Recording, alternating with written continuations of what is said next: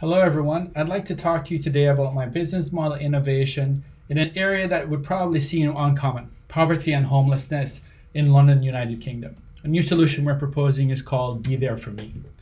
What do you see when you think of when you see this image? Could that be you? Could it be a friend? Could it be family? Do you feel shame, guilt? Do you feel it's not your problem? Do you ignore it when you walk by? You wouldn't be the only person to do that. When you're looking at people who are sleeping rough, is some of the images that we just saw a while ago, that is sleeping on the street. There's a lot of fear that goes into interacting with these people, mainly because a lot of them have mental issues, as you can see. There's a lot of drug misuse, alcohol misuse.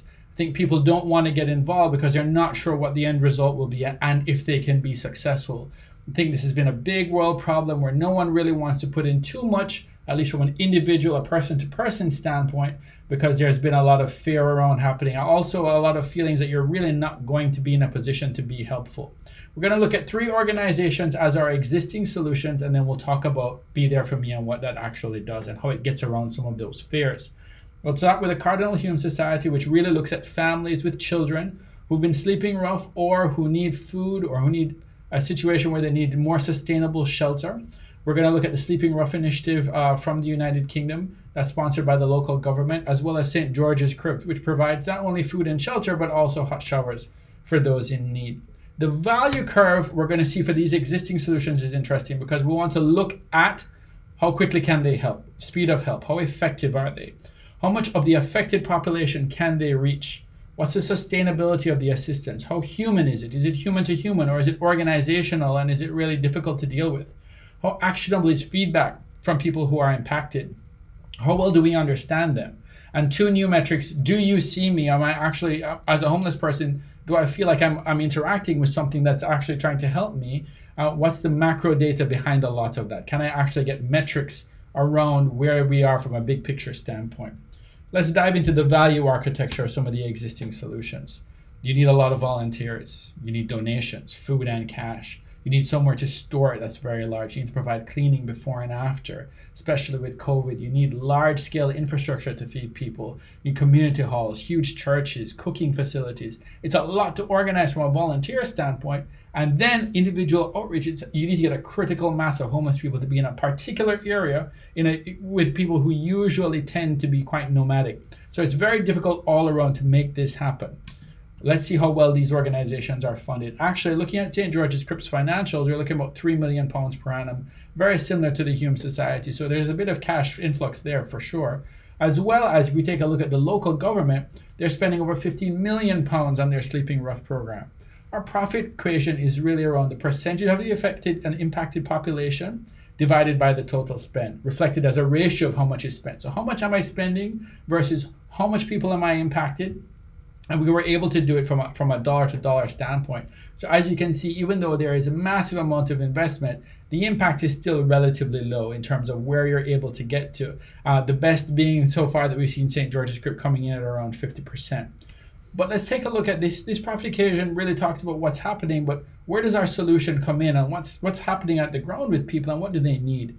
These people really need self-actualization, some self-fulfillment. They want to be seen, they want to be heard. They have esteem needs of prestige, feeling of accomplishment, the same needs that you and I have. Yes, there are basic needs that need to be accomplished, and there are safety needs as well. And we're going to see how Be There For Me can help you in some of those situations to really have an impact on what these people really need. Our value architecture is simple: a low-cost smartphone for the homeless. We have free solar charging stations all around the United Kingdom, and we're going to need a group of volunteers who want to be able to contribute or via mobile phone or also physically if they feel like it. We're going to crowdsource things like food. Have you cooked an extra meal today? Do you have leftovers that you can share with someone on the street? In terms of shelter, we can do crowdsourcing there. Maybe you don't want to pay directly for a room for someone to sleep in, but you could add $1, someone else can add $1, and you can crowdsource and crowdfund a room that somebody needs. Mental health, being able to directly interact with these people. Maybe direct needs, maybe somebody needs a little bit of medication that's over the counter that you could be able to help them with, provide them with that. And how are we going to then give value back to our volunteers? That's going to be through social tokens. And that's really going to be around your ability to act as an individual as well as a group, as a business, to show the value socially in terms of how you're interacting with others. How are you helping your community?